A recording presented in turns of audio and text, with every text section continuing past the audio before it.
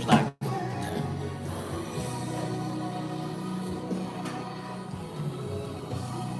Thank you.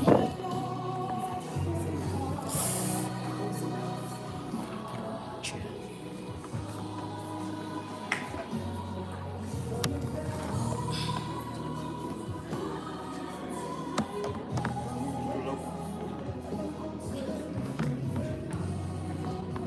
Thank you. Put it like this. Yeah. Not gonna fall.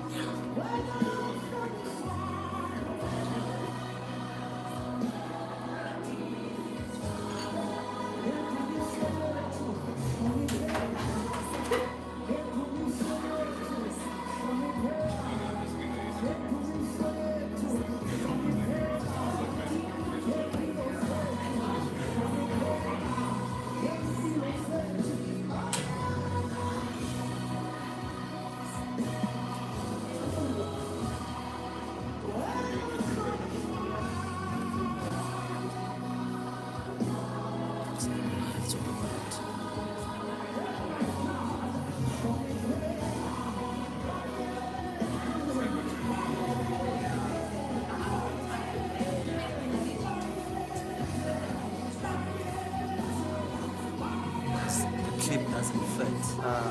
Won't fit. Yeah. Yes. Yes. That's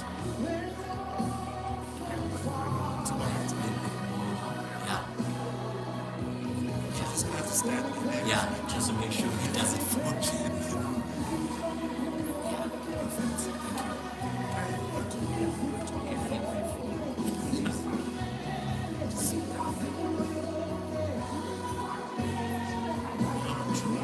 Yeah, perfect.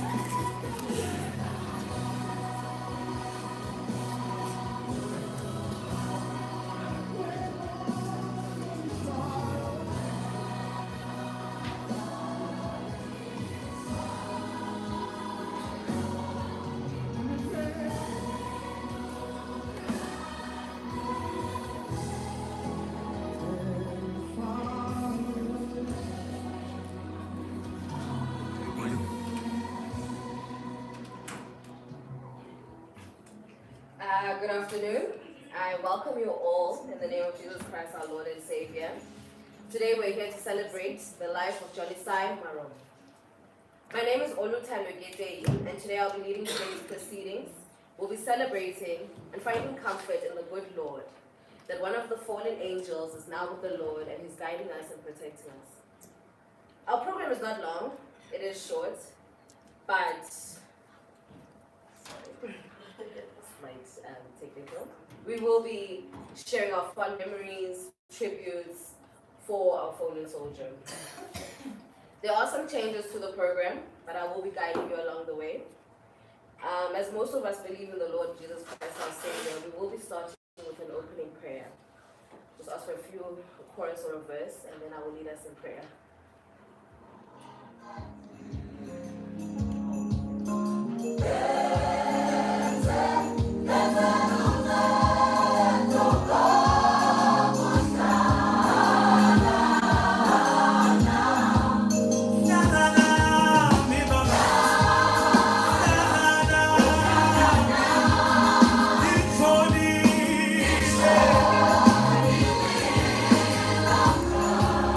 Ubu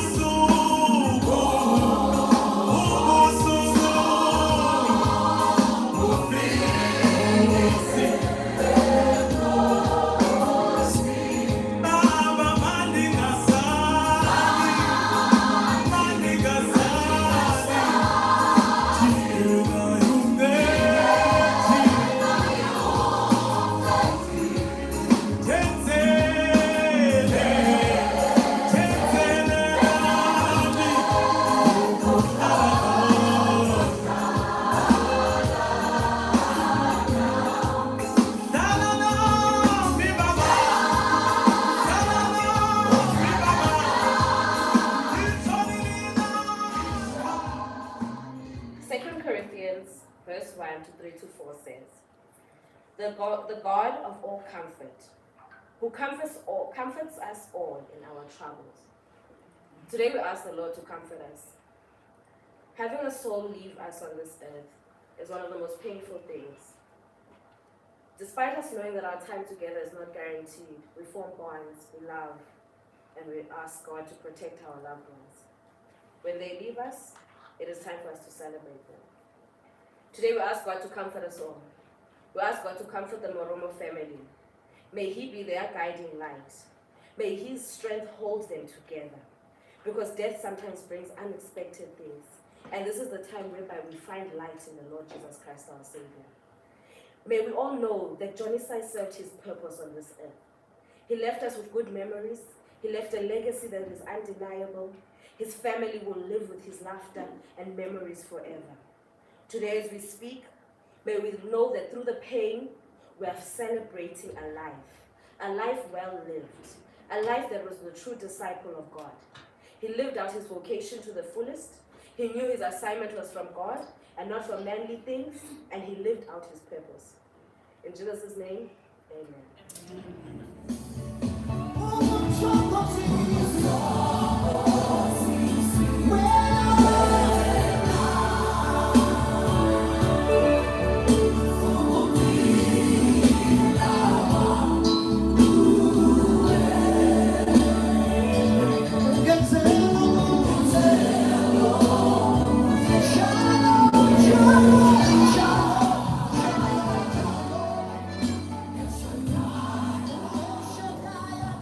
Thank you, Lord. Thank you, everyone, for that, for a moment of silence.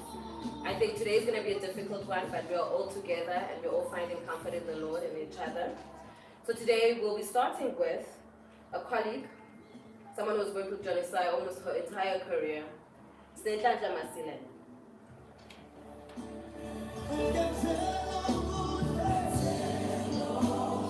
Hi everyone. The last time I spoke at GCIS, it wasn't nice.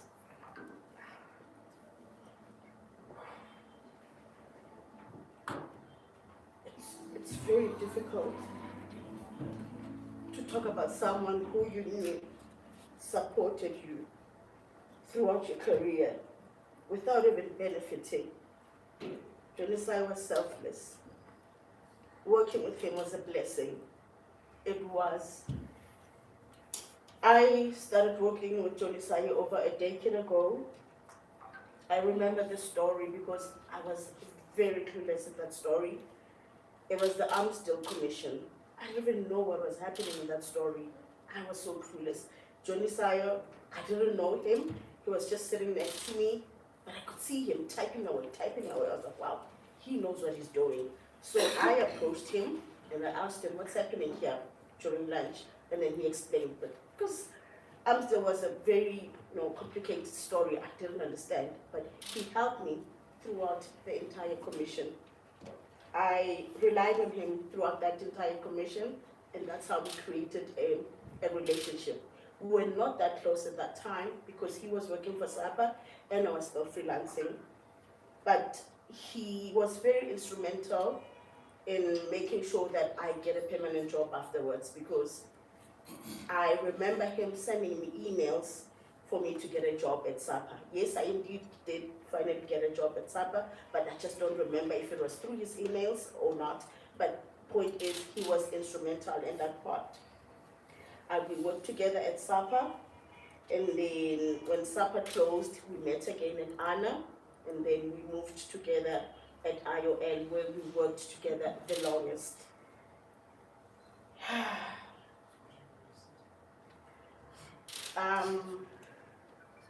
I don't enjoy reporting in politics. Yes, I will write in politics if I'm given an assignment, but I don't enjoy politics, and Jonisayi knew that. And every time we went out on stories, he never saw that as an opportunity to shine and then throw me under the bus. He covered me. He made it seem like we were a team. Yes, we were a team, but I was very, very weak in that regard. But he covered me, and then when we compiled the story, he would write my byline, include me, and then make it seem like I played a big part in that story. He was a great team leader. He worked really well with others, even when in times where we'd have disagreements. Jonisayi never let his ego go beyond the assignment. Whatever it is we had an disagreement on, he would make sure that we solve it and then we continue working. I work the afternoon shift. I start work at 1 p.m. and then Jonisayi starts at 6 a.m. That's how we've been working at IOL. But in January, I was tasked with training him the system, to manage the system when he's working alone. So we had to work together, my shift, and we worked together for a week while I was training him to manage the system. And he had a problem with his memories, you know, he didn't grasp certain things for long. So I had to send him, while I was training him, he asked me and said, "Comrade, can you send me videos and, you know, voice notes so that I can, you know, use them as a refresher when I forget?" And I did do that. Every time I would be, you know, deleting stuff on my phone and creating space, at that, I couldn't delete the voice notes and the videos. I didn't delete them. I didn't need them. I know the system, but I just couldn't bring myself to delete them. And now in hindsight, I understand why it didn't happen. Those were our last memories together, because after the training, he went to Zimbabwe. So those were the memories I'm left with, our last memories together. Even now, after this memorial service, going back to Pretoria by myself, it won't be easy. It will be a very somber moment for me, because I knew our offices are in Joburg. So every time we would meet here and then go back home together to Pretoria. We had great conversations in the car. We would laugh. We'd encourage each other about work, because as a journalist, journalism is not an easy industry. But we would encourage each other in the car. And every time I dropped off, he would shout, "Hey, comrade," or Masilela. He refused to call me by Snendlandla. He called me Masilela or comrade. "Call me when you get home and let me know they're safe, because I know these social movement boys, they're not safe." And sometimes I would forget. I would get home, forget to make that call, and he would follow up, call me and say, "Yeah, comrade, you're not used to soft love.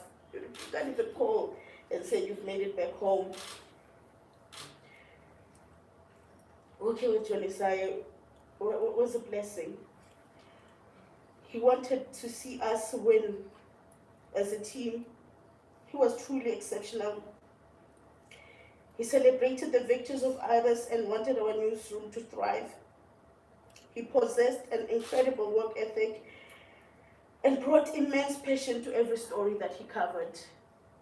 If you follow Jonisayi's work, you will definitely know that this story was written by Jonisayi. Even before you open that story, also the byline. When he didn't come back to work on Monday or Tuesday, when I opened our website, before we could learn of his passing, I could tell that there was no Jonisayi. I didn't know when he was coming back, but in my head I was like, "Oh, he's not back from leave." I knew that he wasn't back because I could see the website. There was no telenovela, there was no drama. Jonisayi brought the drama. He would turn a simple statement into something else, a movie. That's who he was. And we will forever miss that. We will forever cherish that.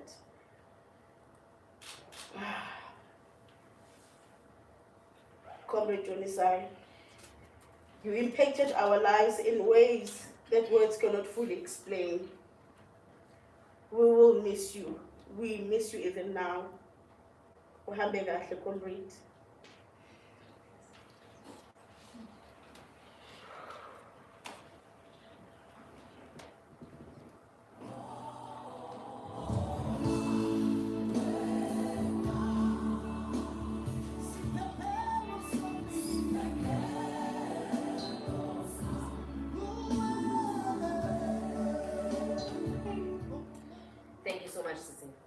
much, Sinatanta. Very beautifully spoken. You know, Jonisayi, when we wake up at 8 a.m. and do our diaries, we already hear about a person who's got 1 million page views, but still is humble. I don't think I'd be humble with 1 million page views when I'm still struggling just to get to a couple of pages. To those who have joined us, my name is Olutando Getei. I will be leading today's proceeding. We are streaming live on IOL's YouTube page. I hope to those who are watching us, we welcome you. We are standing together in spirit to comfort the Maromo family and to comfort ourselves because we have truly lost an exceptional person, a humble man, a true man. Snedda touched on some really amazing points that remind us you meet different people in life. I mean, especially if you're a young journalist getting into the industry, it's so welcoming to feel an elder, let's say, welcome you and put you at ease that, you know what, you've got this and you can make it. So to leave that type of legacy is truly, truly powerful. Now, I will be playing a video message from our editor-in-chief. As many of you know, IOL is based in 3 provinces, Johannesburg, Gauteng, KwaZulu-Natal, and the Western Cape. Our editor-in-chief is based in the Western Cape. Unfortunately, he could not make it to Johannesburg for this moment, but technology does allow us to have these messages broadcast, and we will be playing a message by Editor-in-Chief Lance Witten.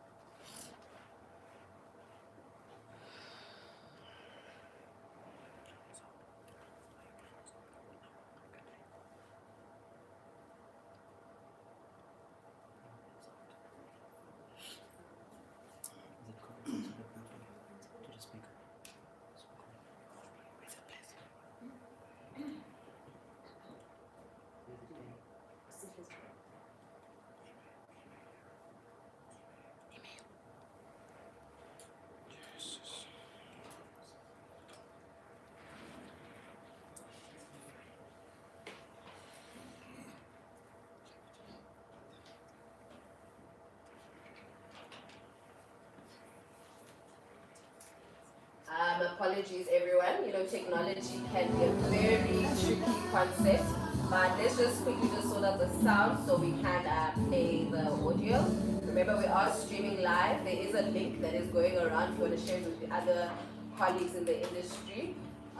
So in case anybody would like that link, we will ask our technical team to share it with you so you can share it with your colleagues. And oh, the sound thing is off, yeah. Okay.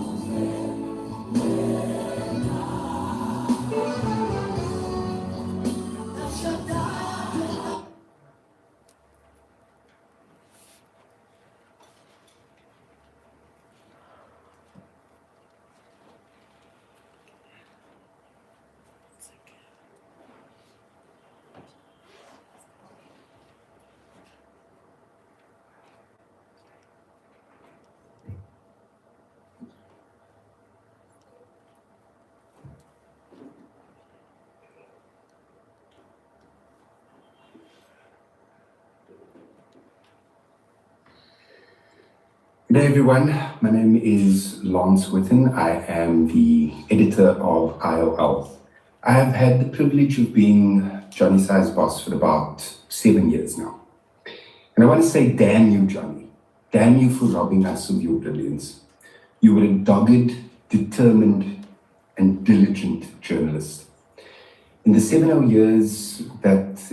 so years that I was your manager, I received not one single complaint, legal or otherwise, about your work.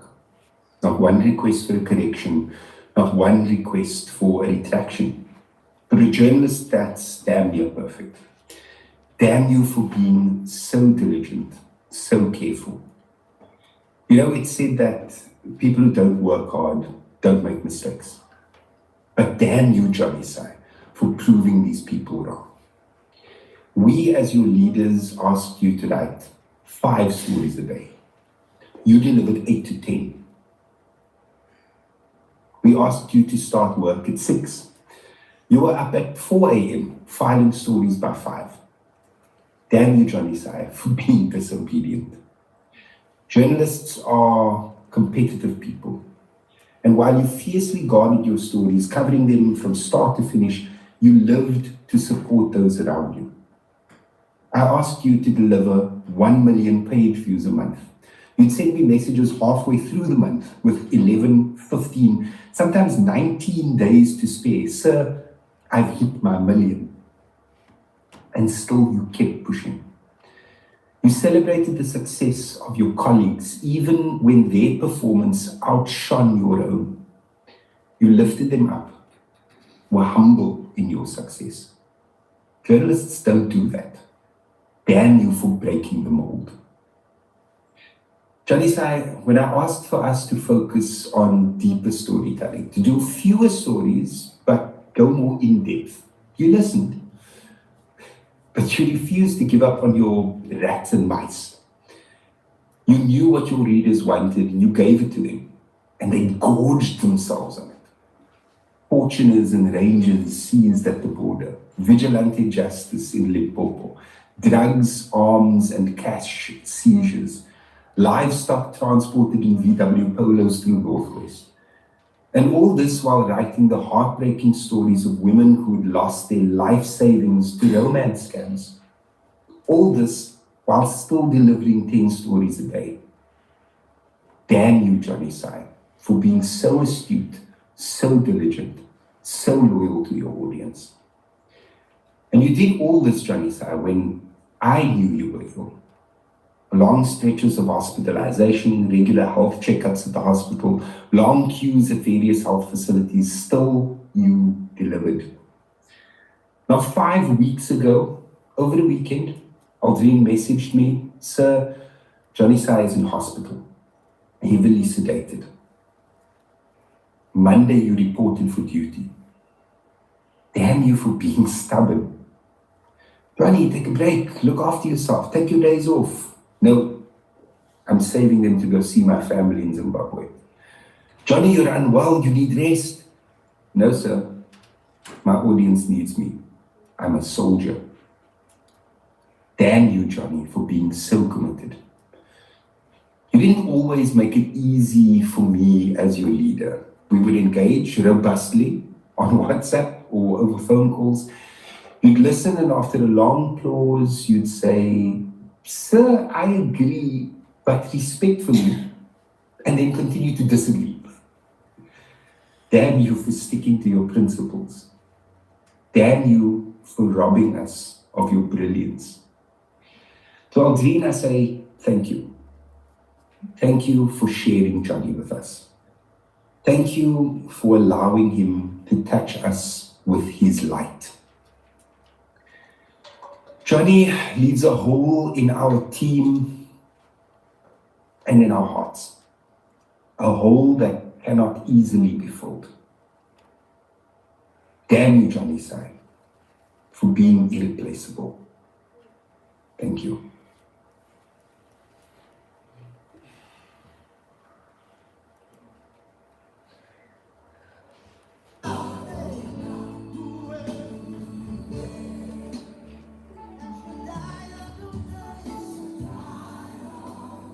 Wow, that was so beautiful.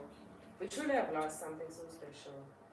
And the family has even lost a great leader. You can imagine mornings whereby at 4 a.m. most of us are still defrosting. He's opened up his laptop already. He's pushing all these stories. We used to laugh about the romance scams in Diary because how can a 70-year-old woman be scammed by a boyfriend from Nigeria? But these were real stories, telling real stories that are problematic in our society.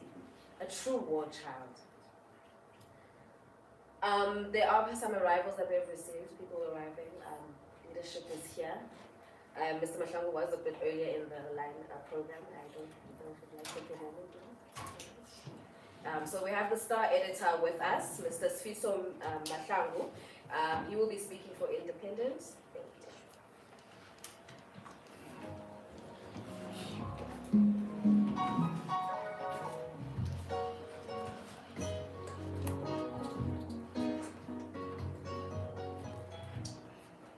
Thank you very much, Program Director of this service, to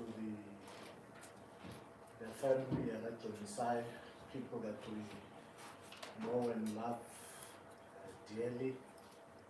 We send our condolences to you, to your family back home, in this trying time of his sudden and unexpected departure from us. My name is Sifiso Mahlangu. I'm editor of The Star, and Jonisayi wrote for The Star because we are one company with IOL. And often you saw his name on the front page of The Star, on these stories that woke South Africa up. 80-year-old woman gives her millions to 24-year-old boyfriend. That was Jonisayi. It's incredible to consider that the young man we call our war child passes away at a time of war and global crisis, of a war against the people of Palestine and the people of Iran, on a war against journalism. To date, over 4,000 journalists killed in Palestine and in other parts of the world by a gruesome racialist system that opposes anything that is transformative. I want to begin my talk by acknowledging the people of Zimbabwe and asking for apology if you've ever considered South Africa or us as journalists for being xenophobic too. And I hope this message reaches home, that the people of South Africa are not a xenophobic people. They are a post-apartheid people who have been seeking for border control, who have been seeking for the passes and the documents for them to be South Africans. But we have never had an impasse with the people of Zimbabwe. We consider the people of Zimbabwe our dear friends, and we consider you our brothers and people who have helped us in our struggle. And for that matter, Jonisayi was that. He was our brother here at Independent Media and IOL. We could not have felt the difference, certainly. We never felt that he was, of course, any other national but our own. Of course, he was incredible at that. He produced some of the greatest numbers our group and IOL has ever seen. And his stories loved in South Africa and even outside of our borders. And that was the man he is. Journalism is under attack. It's under attack by the industries of capital. You've seen how the industry has closed. Journalists have been rendered unemployed throughout the group. And for that matter, we thank Independent Media and Dr. Iqbal Sobi for keeping these jobs alive, for keeping IOL and Independent Media going against the stifle of the banks, against the attacks of white monopoly capital, and against an ever-aggressive world against creativity. Today you gather all of us here as we mourn for one of our own. an incredibly brilliant journalist. This week on his passing, I got a call from Celeste from the Jewish Board of Deputies, who wanted to confirm if he has indeed passed on. And she said, Jonisayi was my dear friend. An hour later, we got a call from the Iranian ambassador, who said he was my dear friend. Both the Muslims and the Jews loved him, and they found a man in him. Both the Jews and the Muslims agreed that he was a spectacular man and an incredible journalist. We have a message for you, for your family. We hope that this season may pass, that he may heal, you may heal, and we hope that you may see a brighter day.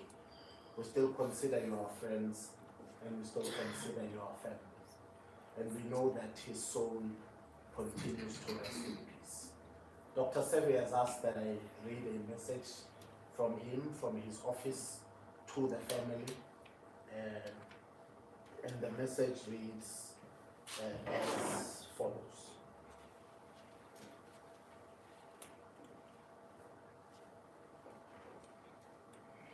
It is with a heavy heart that we reflect on the passing of Jonisayi, a man whose life was defined by purpose, courage, and an unwavering commitment to truth.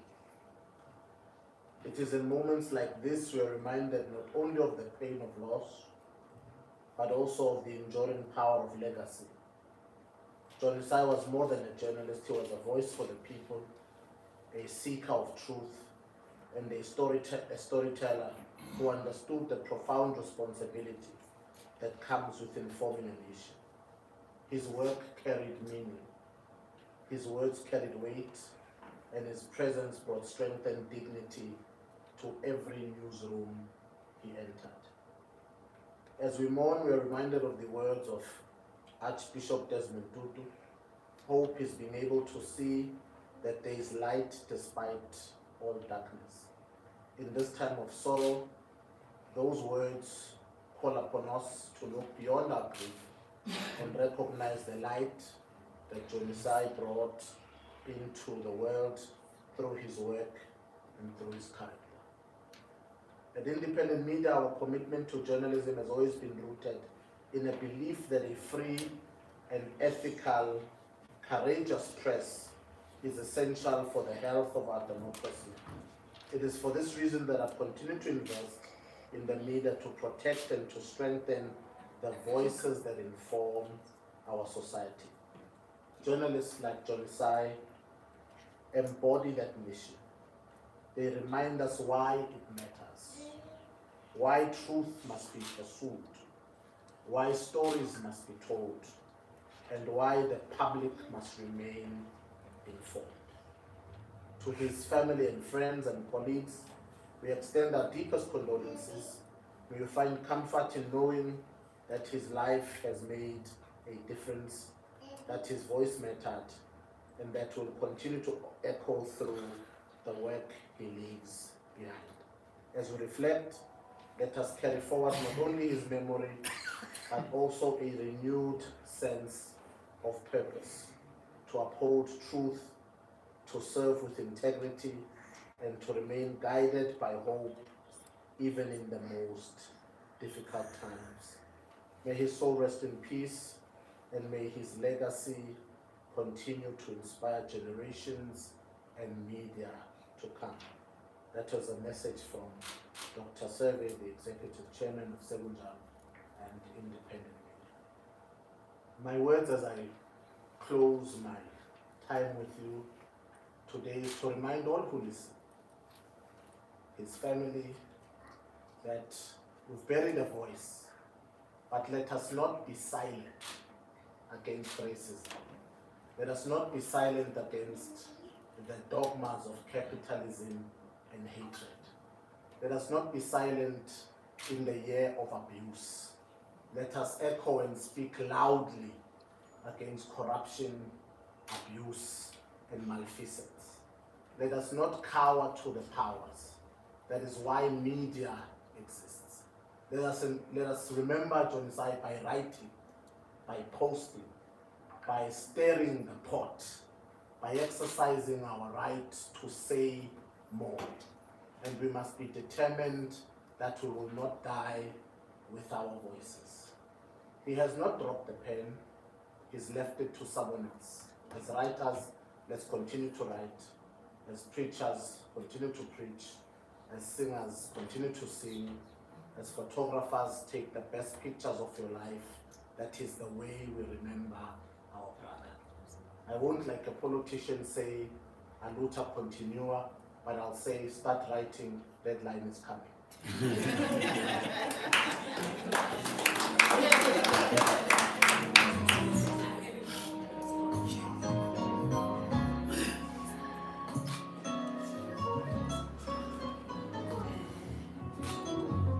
Thank you so much, Mr. Matango. Well spoken, the true leader at best. I know today's a deadline day, it is a normal Wednesday, but we will try and don't worry. Being a journalist allows you to meet so many people from all types of walks of life. You can meet a beggar who will tell you the best story, an Uber driver who will expose you to the best things and give you your next big story. Jonisayi was a man who was lucky to meet lots of individuals who gave him beautiful stories that are now living in our archives. One of those people today is Mr. Please forgive me, Mushari. Given is an Ekurhuleni businessman, a philanthropist, and the founder of Given of the Given. Through their work with Jonisayi, they highlighted a lot of stories of those who are in need, and today he will be sharing some of his fondest memories with Jonisayi. Thank you.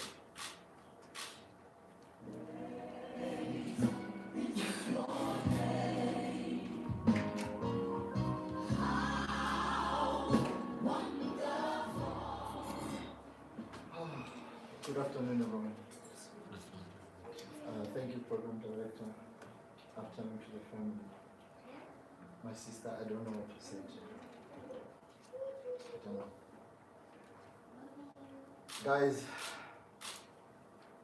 if only Jonisayi has listened to what I said.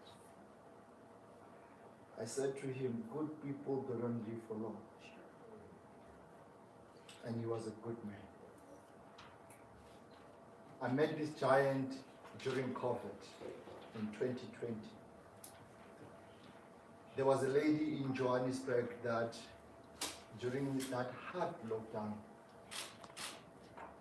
she had a baby with albinism and she had nothing left in the house. She wrote to our foundation through Facebook, and she also posted, I think the post went viral, because she covered the child with a towel and the refuse bags.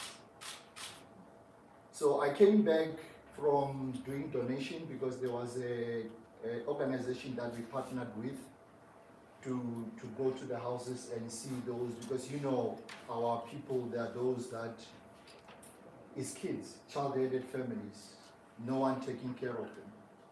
So we went to do that. Then when I came back, my team said to me, listen man, there's a story, there is a lady here, she has got a baby covered with a towel and the refuse bag. Then first thing I said in my mind, I don't know whether because I was tired, I said, no, it's a scam. They're like, no, there is even a number there. I'm like, okay, call her, because I don't want to call her so that she can have my number. And then they call the lady, and then they come back to me, they're like, yes, it's true, it's real, it's there. Then I said, okay, fine.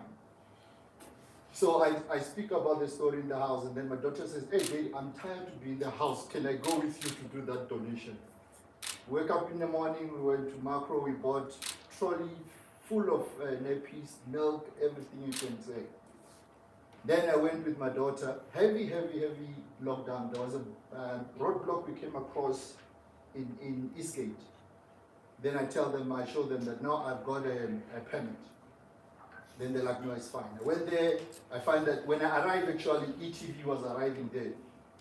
Then they filmed, they interviewed, I left. Went back home. You know, I understand very well when you guys, especially journalists, need counseling. You come across a lot of sad and very sad stories. You know, I went home and I pictured this woman, I picture what she's going through, I picture that if we didn't come up, I mean, how can, you know, ladies, you've got babies, you know.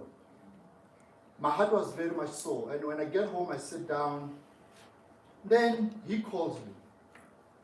You know, hello, yeah, hey, Mr. Mshari, I'm like, yes. Yeah, I'm Jonisayi, this and this and this. I'm like, okay, what? They're like, no, I really need to see you. Tell me about this story. Do you have pictures of whatever happened? And then I gave him that. He says, but after this, I need to see you. I said, okay, no, that's fine. I'll see you. But first thing that went to my mind was, he's a journalist. My old man always said to me, media can make you, media can break you. So I have to be careful with this guy. Then I met with him. That's why I say sorry to my sister, because that day I remember he was traveling with her. We sat down, he's like, my brother, I love what you're doing. I'm like, hey, Jonisayi, my man, it's not an easy thing, you know? He's like, yeah, but also, you know, I'm tired of reporting these stories where, you know, we want to report good stories where you give people things, you know, so please, man. I said, but this is the foundation, bro. And mind you, we were not known by then. We were nobody, but we were donating school shoes. He says, I'm volunteering. I want you to mark the words. I'm volunteering to see this organization right there on top. Believe you me, he made a promise that he fulfilled. That man will never. Oh, I got so spoiled, guys. I must be honest with you. In all the events, I would just call him and say, bro, we are going to donate so-and-so place. Like, don't worry about the rest. Don't worry, my brother. Just, we went as far, I think you actually, I was going yesterday scrolling to all articles that you guys have covered our stories. And I was like, this guy, he went as far as going down to the village called Kujwana in Tzanini. With her, she was there. He recorded the story. We came back. I felt proud of this guy. I remember at some point when he says to me, why are you too quiet? I'm like, my brother, come on. Bella, you must know, Gucci, when you donate, there must also be money coming in, right? Because that you're taking out money. So, what I'll laugh, and I'll never forget that day. So there's an article that you guys have covered. Young First Lady. I think it was during that COVID, because when I look at it here, it says 4 years ago, because I was checking on my conversation with them. So the First Lady, Dr. Tsepo Motsepe, urges South Africans to help the poor. So he sent me that article. Then I said back to him, are you blackmailing me now, my friend? You're like, no, but I'm telling you that you're doing a good thing. You know, help people that need help. And I'm like, no, my friend, you know, anything that you say, I will do it. I will make sure, my friend, let's move. And guys, so many things I can say about this guy. He was truly a gentleman. You had a good husband. You were fortunate. It's not every woman who's fortunate like you. He was a good father. You were fortunate to have a father like him. Follow the footstep of where you walked. To Jonisayi, my friend, the feeling I have inside me is we were in the vehicle, traveling together. But the sad part, you're the only one who knows the destination that we were going. I was just a driver. I didn't even put it on my GPS. I just heard you say, we are going somewhere. But then, your light switched off along the way. I don't know where to go. I don't know what to do. I must rely on asking people, which there is a chance that I can be robbed. There is a chance that I can be hijacked because I'm going where I don't know. You protected me. When they say media can break you, but you make sure that my foundation is protected and you build it. Appreciate every moment where you are, my friend. I wish you would have listened to me. Good people don't last. You have been a very good person. And may God protect your soul. It's hard for me to say in English. I'll say it in my own language. Until we meet again. Thank you.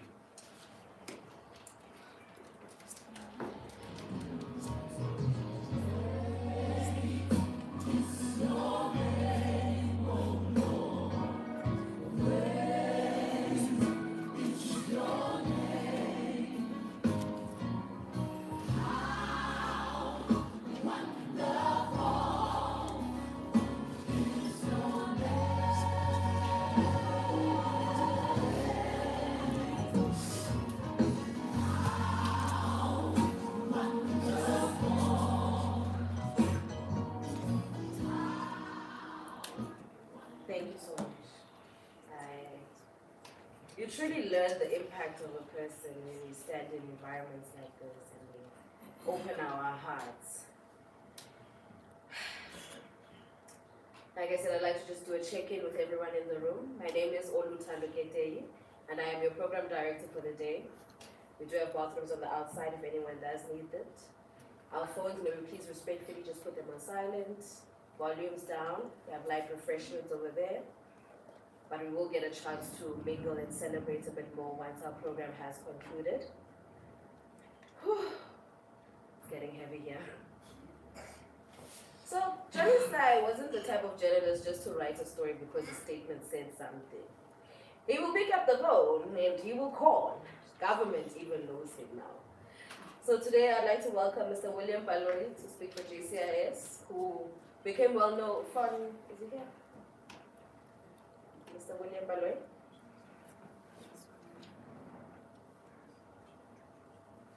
Okay, so I'll just kindly skip over that. But as many people do know, Jonisayi brought together journalists. He didn't just bring together the journalists he worked with here at IOL. It was the biggest scheme of things, bringing journalists across Africa's diaspora. The African Media and Communicators Forum is one of his biggest highlights and biggest successes. Sine told me now the other day that there were over 500 members in that WhatsApp group, just sharing and making journalism better. So I would like to welcome Mr. Elijah Mhlanga to the podium. Thank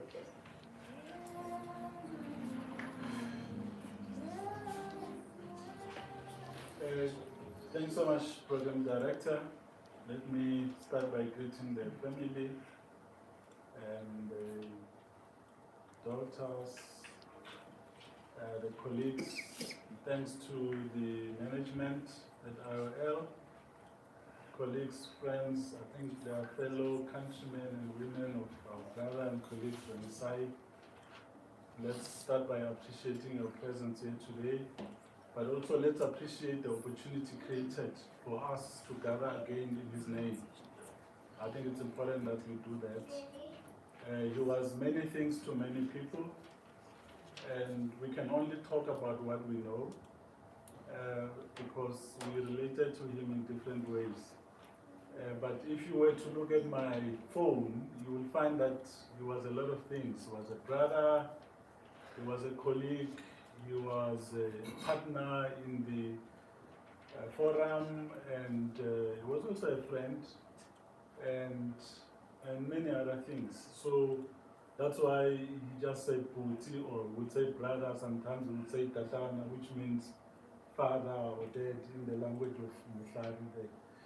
So we should appreciate that we've been given this opportunity to just continue to express our grief and sorrow and continue to mourn his demise. It's still a shock to us. Under normal circumstances, we would still going to be burying him, but probably this weekend, especially for a a death that occurred right in the middle of the week. So in this instance, we are still processing what has taken place, as it all happened so fast. And I think you're right, Mahlangu, to say that there are people who are still asking if indeed it's true. It just goes to show the pace with which everything have happened. So we are still going through the emotions. But to me, we met a long time ago when he created what was then known as the Pretoria Diary. And he got together journalists initially to just share diary stories so that everyone goes to the same place to create the convenience for colleagues. But it gained popularity very quickly. That's when I then joined as well, because colleagues in communication were also starting to be aware of this group and invited that we could also deposit our activities there so that the media colleagues could cover that. And that's how then the group started growing, because you had journalists on one side and then you had communicators on the other side, but converging on one platform, which is something that we truly appreciated because it was not there before that. We started growing fast, and we created a committee that will look at the conduct of the group. I mean, WhatsApp groups were still new at that time, and the evolution of WhatsApp also meant that we needed to review how the group was working as well. And we then had to sit down. Legal implications started kicking in terms of the responsibility of an admin. That's when we decided that we were going to just focus on growing the group and managing it so that we minimize the risk for us, because we could see that it was growing too fast and we were losing control of that. But we also sat down. We used to have our meetings on a monthly basis, review everything. One of the things that we thought we needed to do was to then grow it, but look at registering it so that it becomes a legal entity that can conduct its business, looking after the interests of both journalists as well as communicators. And then when we got to that point, he then said to me, but I can't appear on the documents of this thing. I said, why? He said, hey, I'm scared, Brad, they're at work. I said, but why not? So it took us probably a year or two, me just trying to convince him. It took us long for us to get it registered because he wasn't comfortable coming out to be, in the documents. And even when we finally registered it, his name was still not there, but he said he was comfortable with that, as long as he could see that it's taking shape and it's alive. We got to a point where I drafted a letter for him. I said, take this letter to your employer. Give it to them, tell them that this is no conflict whatsoever. It's actually in pursuance of the interests of both journalists and communicators, which is what should normally happen. Different sectors have professional associations, and people freely join those. But he still was not comfortable with that. But we're continuing to have that conversation. Fortunately, he was talking about a company that I've worked for as well. I've worked for 3 of the titles under the independent group. I started at the Daily News, I then went to the Mercury, and then I ended at the Saturday Star. So he was talking about an employer that I know. So I understood what was taking place. That's why I was not too hard on him. But I'm just sharing with you that we just need as employers to also just create a relaxed environment for our staff to just feel free about these things. Because let me just give you an example. I think I spoke about this, maybe I didn't. There's a lady who's Bongani. She was arrested, I think it was November 2024 in Mozambique, on duty. Jonisayi says to me, one of our friends and colleagues is arrested in Mozambique. The employer does not want to get involved. Give me a comment, I will write this story. I said, look, this one, it has dead court implications, it has a lot of implications. But I said, let me take a risk. So we drafted a statement and we released it. We called for a release. We issued I said, let's pump another story. We wrote the story, gave him another comment. he published the story. And this week on Monday, she approached me. I'm not sure if she's here. She's not here. Thank you very much. She's not here. She then came to me. She said, thank you for that story and the comments that you made calling for my release. I said, did it help? She said, purely because of you calling for my release, I was released. She said it made a difference. I said, did it? She said, all the difference. I am here today in front of you, speaking to you because of what you did for me. So that's the impact that we have. So that's why I'm saying it is important that we work for companies that we can also be proud of, especially if there's no conflict. I mean, this is not a paying job. It's just a voice that's out there to protect the interests of fellow journalists. Because we're such a big platform, we're just under 600 members now on the group. We get to see the struggles of journalists from everywhere. That's why I can say what I'm saying.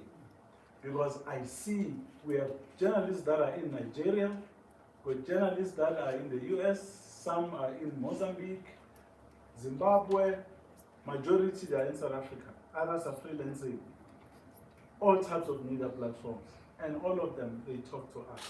So they joined through Joni or me. And before they join, we interact with them. We want to find out what's happening. There was a time when we were removing some. So we would play bad cop and good cop. Those that I added, he would remove. Those that I added, he would remove. Sometimes we'd say, hey, this one I'm too close. I'm always with this person every day. I cannot afford to remove this one. I said, it's fine, let me do it. And then I will do it. But the next thing that happens, it's an angry message, but also a plea from a journalist who says, my career depends on my presence in the group. Please add me back. Because I will be out in the cold, I cannot afford it. I need access to the diary. What is happening out there?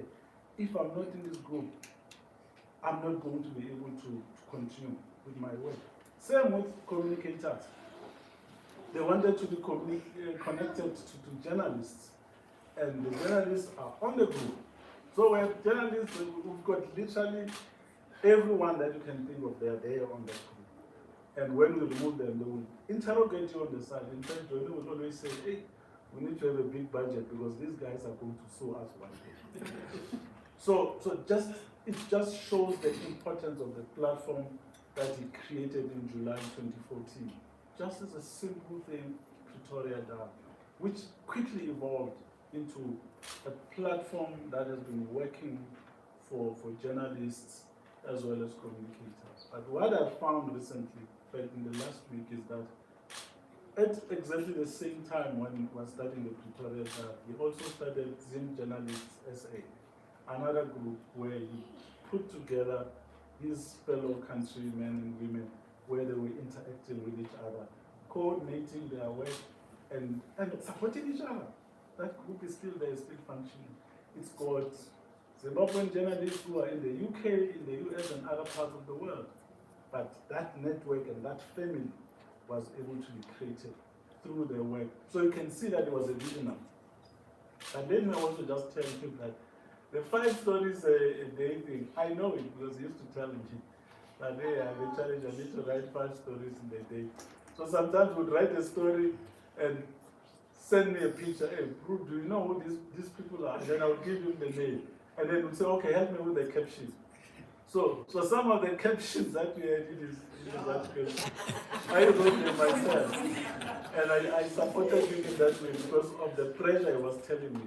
He is the person who explained to me how the targets are working now for journalism. Because the last time I was in the newsroom, the success of the paper, of the story, was based on the number of copies that we're selling. Now the environment is upside down. It's a new world altogether. So he gave me a sense of how, and that helped me enrich my work as a communicator. So I work with that experience, and that's what I share. Even now, I'm coming from a meeting of communicators in the province.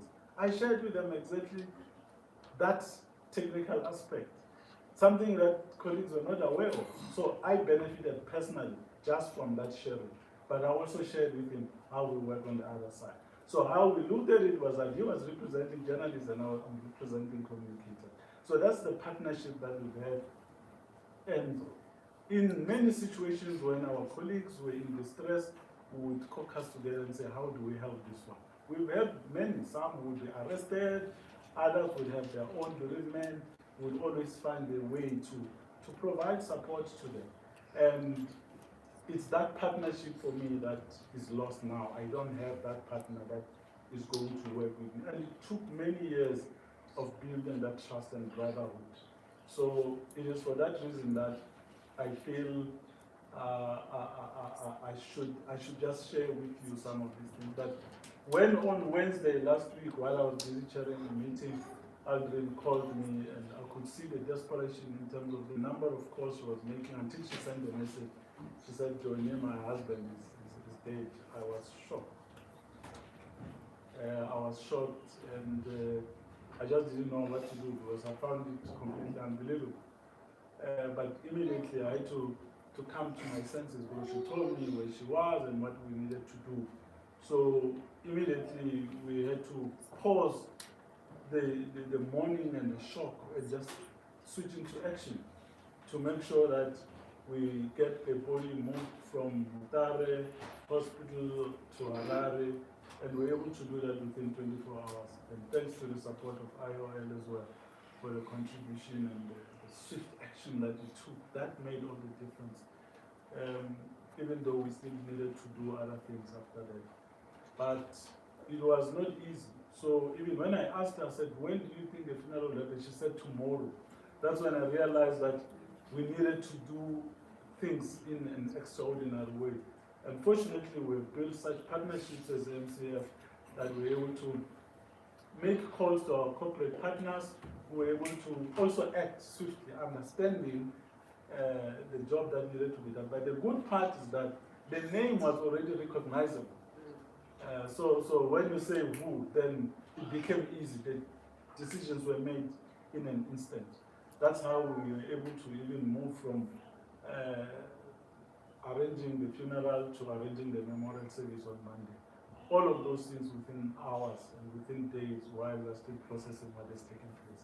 So it's a huge loss to the family, it's a huge loss to the company, it's a huge loss to the media fraternity, it's a huge loss to the communication sector, it's a huge loss to the government of South Africa in particular, because I have lots of pages from IOL that he was sending directly to me on the front page of Pretoria News, the front page of the Star, front page of whatever publication was using these stories. Some of those stories were stories in which he was taking the story of South Africa to the world. In others, he was taking the stories of the world to South Africa.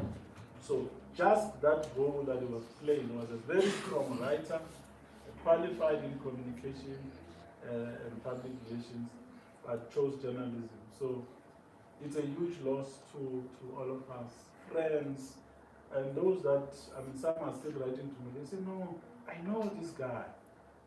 You know, even those that were not really interacting with him directly, but they recognize that there's this guy who was always there. So we come a long way with him. There's so much that can be said, but I should just thank you for organizing this particular one. We truly appreciate it. Let this be a special occasion to really pay tribute to him, and every cent that we spend and every minute that we have dedicated to, you know, respecting his name is well spent. Thank you very much for that.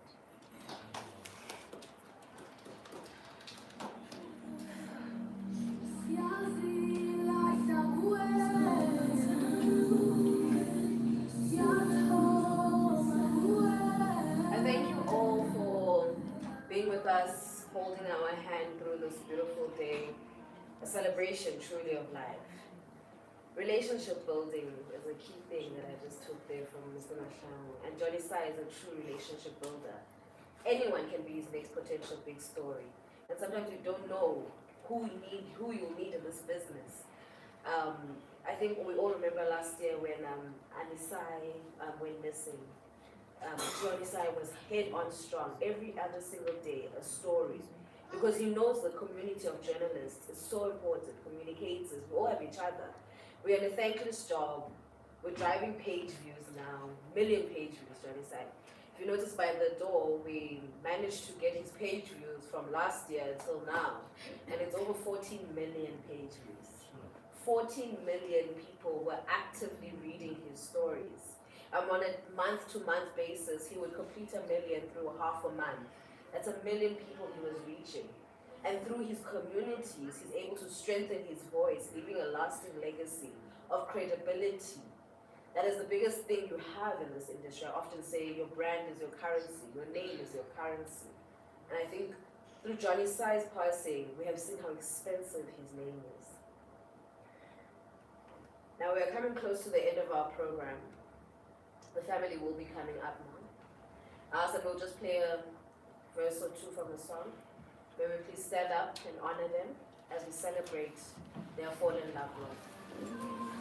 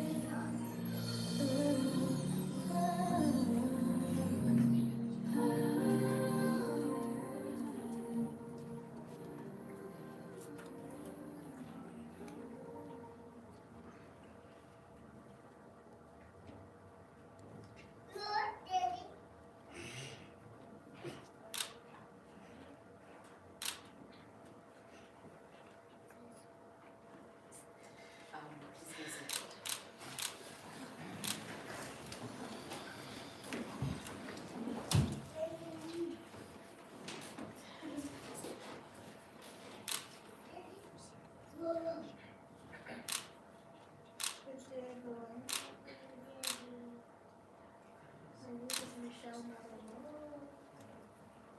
I'm Jonisayi's only daughter. Today, I just want to say a short goodbye to him. A wise and brilliant man whose life was cut too short.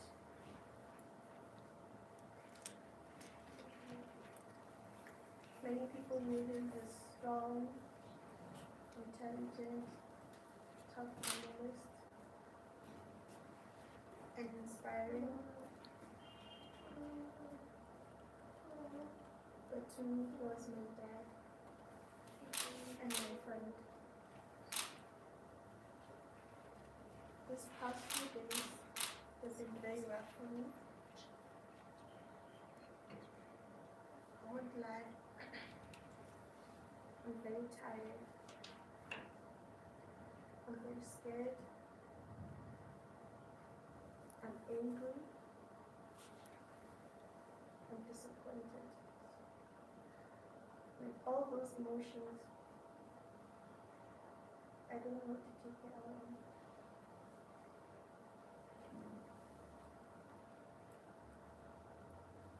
Losing a parent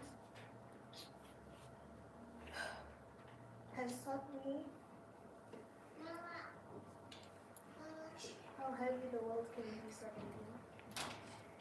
It feels cold and dark.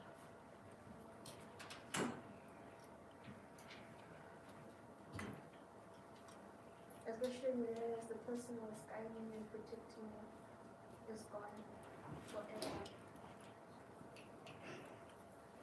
I don't know,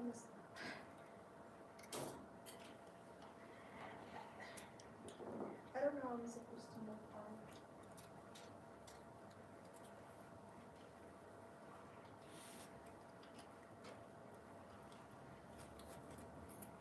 I feel like I didn't just lose my brother. I lost my best friend. Someone who was always there for me. Someone whose brilliance shaped who I am today.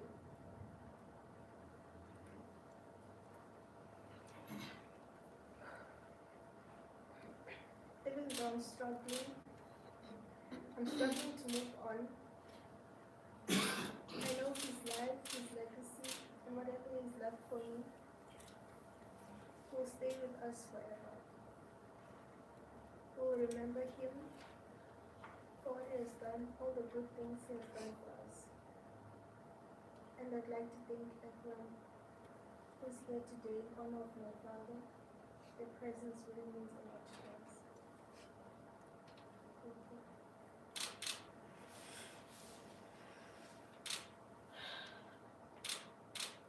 Good day, everyone. My heart is very heavy. I'm not feeling well. I am going through a lot. I'm asking many questions, but Jonisayi must answer me. I'm asking myself, did I make a mistake to go to Zimbabwe?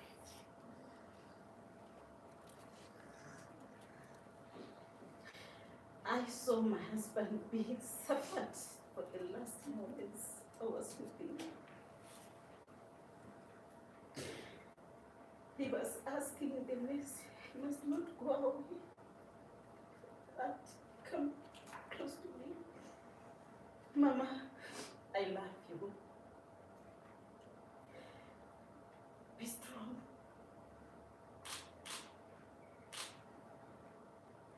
When I see him going to mortuary, JJ,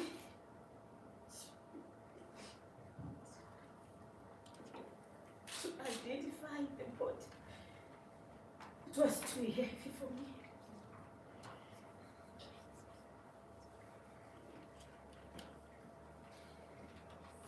My husband will never give up.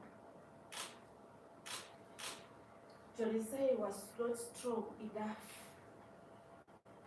But when it comes to work, you say to me, my love, I have to do this. You make sure every day I wake up, it's 3 a.m. because this is the time that you always wake up. I did not sleep until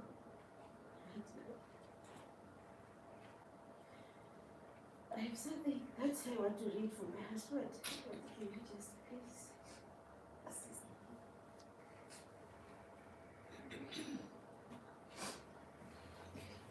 Thank you so much. Family and friends, thank you for being here today.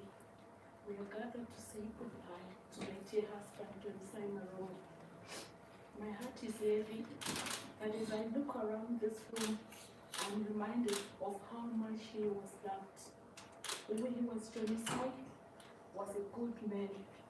He was kind, he was a hard worker, and he was a pillar of our home. He was a man who cared deeply for his family and always made sure we looked after. Whether we were traveling together or just sitting at home, his presence always made me feel safe and supported. His legacy, he did not just live for himself, he lived for us. He taught us the value of family and the importance of being there for one another. His loss leaves a hole in our lives that no one else can fill, but his love will always be in our heart forever. A final goodbye. Jonisayi, thank you for the years we spent together. Thank you for being my companion and my strength. For no longer with us in person. And know your spirit. His peace is a peace we'll miss you every single day. But we will carry your memories with us everything we do. Closing, rest in peace, my dear husband, who never forget. Thank you so much. Thank you, I owe you, for being there for my husband. Thank you, colleagues, for being there for my husband.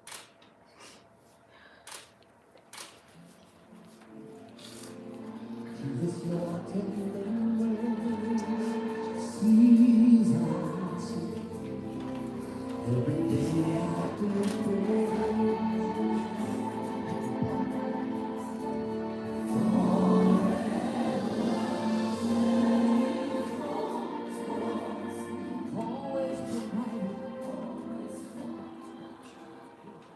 Corinthians chapter 1, verse 3 to 4. The God of all comfort, who comforts us all in all our troubles. You are with me today. I've just been asked to make a small announcement. The Given of the Giver Foundation has kindly donated the costs towards a tombstone for Jonisayi in Zimbabwe. Thank you. We also do have a contribution collection that we're running. You see the posters on the wall. They do have the account details. This fund will be closed on the 26th, so that whatever money has been raised can be donated and given to the family. We have Mr. Kenneth Chikanga from Zim SA Journalist who would like to say a few words.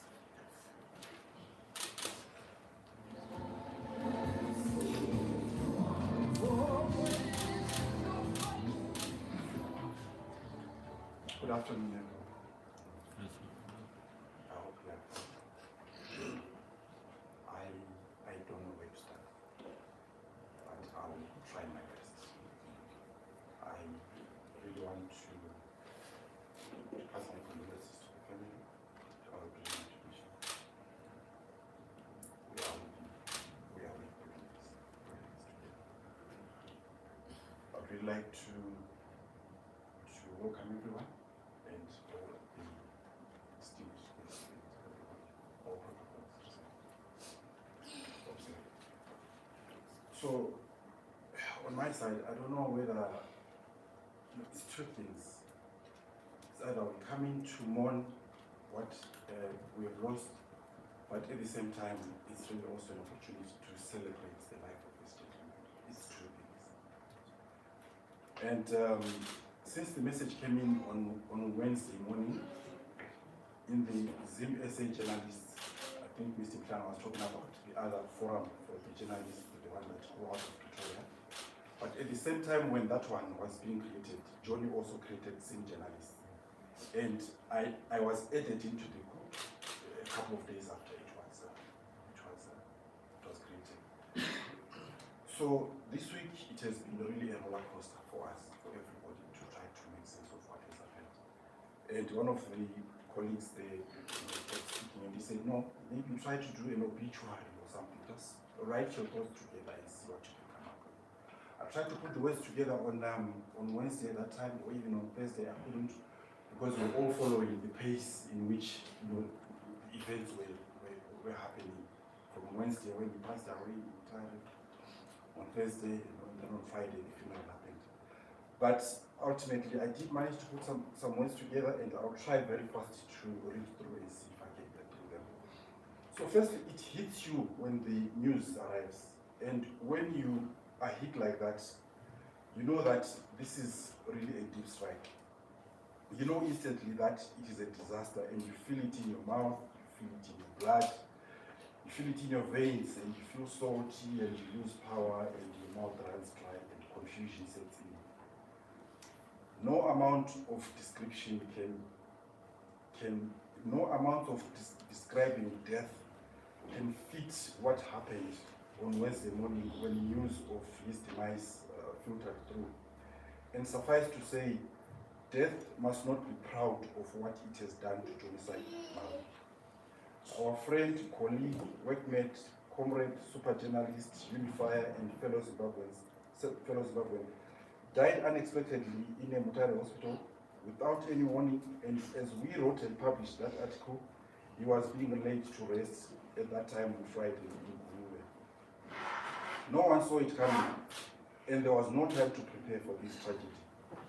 And as of today, it has been 7 days of emotional chaos, a sense of loss, complete shock, and disbelief for many of the people around Jonisayi. And we sincerely wish everyone all the comfort and strength to deal with this tragedy.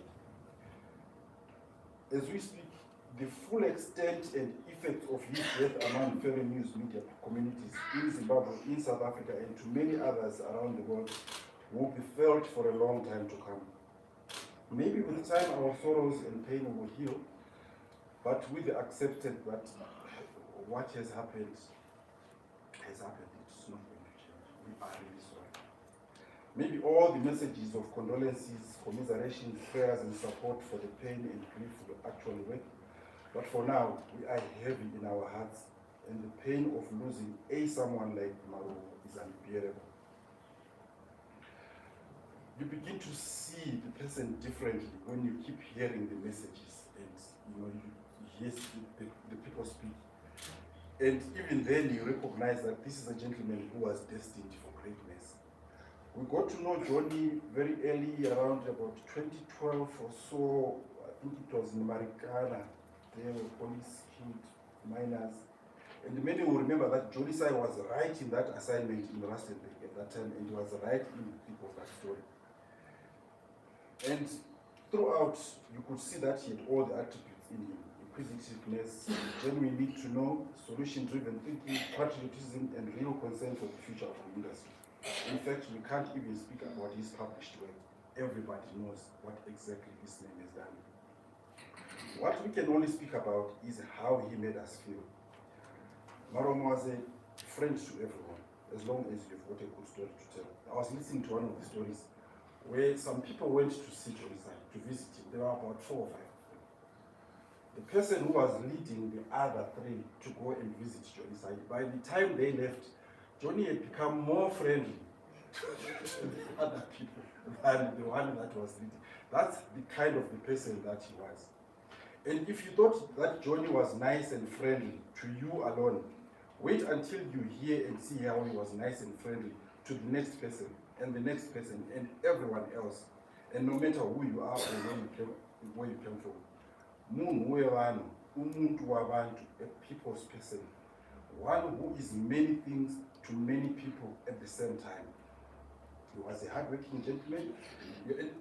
What we really saw in him by nature, apart from his serious side, was his funny, easygoing, characteristic. He was quick to crack the funny side of life and the hidden drama of the news, and sometimes in really serious situations and in ways that left everyone in speeches. And yet he would still go and write a very insightful article about what seemed to be a joke moments before, and you wondered how he did it. Reading through all the messages of condolences among the Zim and SA journalist communities, one is left at a loss about the vast networks and the resources that this man possessed. And it was rare to find a person who could connect so easily at any place and in any situation and without even trying hard to impress. That's how Jonisayi was. He was more than just a journalist. He was born with it. And where people needed to be brought together, he brought them. Where communities needed to be built, he was the builder. And where things needed to be put together, he was the glue, the visionary, the one who asked the questions and the fighter for the industry. Where a support system was needed, he was the support. Virtually everyone has a story to say about Jonisayi, and we here, even at IOL and even in the Zim Journalists SA group, and Zim SA Journalists, we are saying this was truly our friend. He loved everybody, he supported us, he was a top follower of all our works, and he would always be encouraging everybody. And in this digital world, as we speak again, this man, Jonisayi Maromo, is a hero in our books. He connected us to fellow journalists, for whom many today, because the difference is to connect to somebody who connects you to other people, and when you create relationships with those other people, this is where you see how great this first person who created the friendship was. That's exactly who he was. So, as I close, I really want to say thank you everybody at Zim SA Journalists. We really want to thank everybody. We see what everybody is saying. We really appreciate, and all we can say is that Rest in peace, Mukanya. You shall be remembered. Thank you so much.